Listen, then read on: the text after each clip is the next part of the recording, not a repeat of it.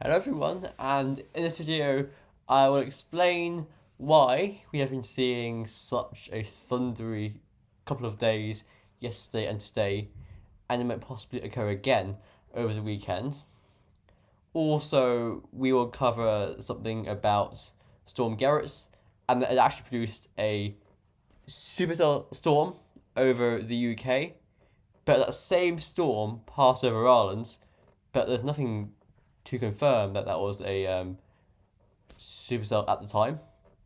So as you may have known, Storm Gerrit moved over Ireland and the UK yesterday and into today, bringing Scotland's widespread wind, rain, snow, and severe wind, rain, and thunderstorms to Ireland, Wales, and England. Now, there's been a report of a supercell hitting Manchester yesterday at about 10 p.m. and there's a claim that that produced a tornado and that damaged about 100 properties as it moved through. If you just Google Storm Gerrit Supercell, you'll see a whole lot of media about it. You can read it yourself, there's a lot to read up on. But this storm was the same storm that passed over the south coast of Ireland throughout the early period of yesterday evening. It's the one that I saw at about 8 p.m. yesterday. I do have some lightning footage from it, but I tried to put every video into a big video. However, iMovie just didn't let me do it. So, and also my iPad has terrible quality in its camera, so the only thing that you can make out are the flashes, really. But yes, this is definitely quite a severe storm. Also, reports of golf ball sized hail in parts of County Wexford from that same storm. Also, if you watched my update from yesterday, you'd have noticed that anywhere south of Wexford town saw extreme power outages, a whole big cluster of them. So this is definitely a big update here. Also, just say that a supercell is the most intense type of storm. Also, it's the rarest. It's fueled by a rotating updraft called a mesocyclone caused by wind shear. And as we know, it's from the mesocyclone that the tornadoes come out of.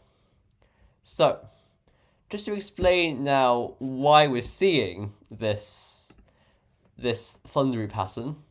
So, I'll start off by showing you a chart from Saturday, the 23rd of December, just the previous Saturday. Low pressure is to our north, high to the south. We're bringing in the wind from a west to a southwest direction. Follow the icebergs back, and they go all the way back down towards the Azores and even areas beyond that. So that was a very mild wind with a very mild origin to this long fetch southwesterly wind. So that brought a lot of clouds, some bright spells, especially to the east of high ground, and some rain as well, especially in the west and north. That is our typical zonal southwesterly wind.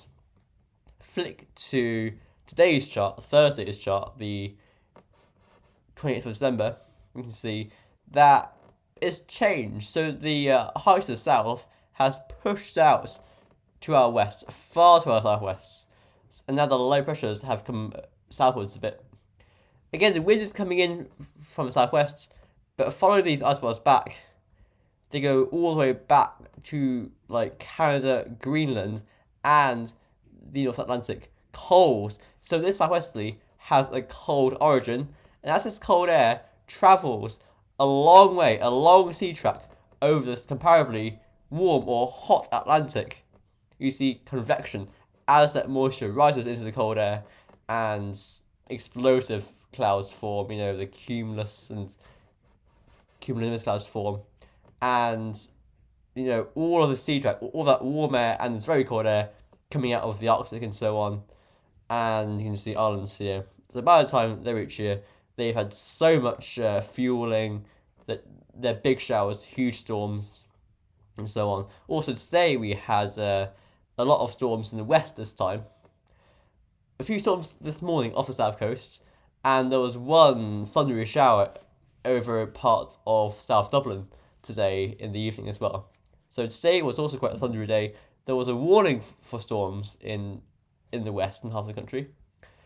Temperatures today, upper temperatures show that nicely. You can see that this air has a very cold source, like over here. Some very cold air. This cold pool around eastern Canada, pushing westwards, is getting moderated as it goes along.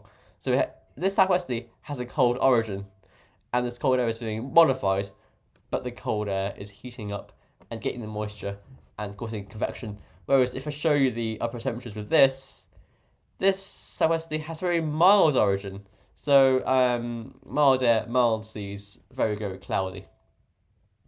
So it's the difference in temperature between the air and the sea that's causing this convection. So hopefully that was helpful and insightful and informative. Thanks for watching, and I'll see you in a bit with our usual updates.